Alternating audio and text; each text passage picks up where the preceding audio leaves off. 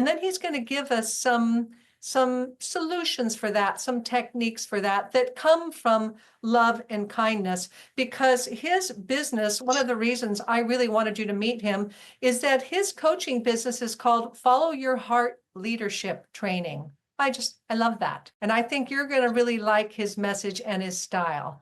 So Coach John Robinson, over to you. And thank you so much for being here.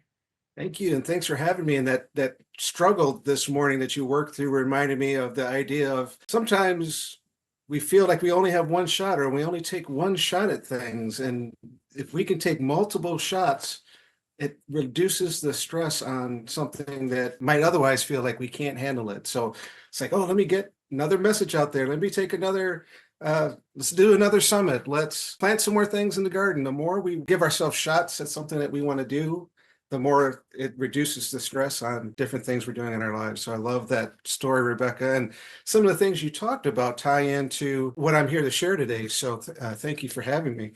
It's probably about 12-ish years ago, I was really easily caught up in some of the stuff you were talking about, like the why me? Why is this happening to me? And will I ever get it right? And am I good enough? And those sorts of things. And then I had the pleasure and good fortune of being connected to the Awaken to Ego program by Dr. David Muchler. And so through that, I got to learn about true self versus ego self. And in the true self part, he talked about the false sense of self, the ego self, because sometimes when we hear ego, we think a certain thing like, oh, I've got this big ego to do certain things. And for Dr. Muchler's program, it's a little bit different take. It's that ego sense of self. It's that false sense of self that Rebecca was hitting on a moment ago.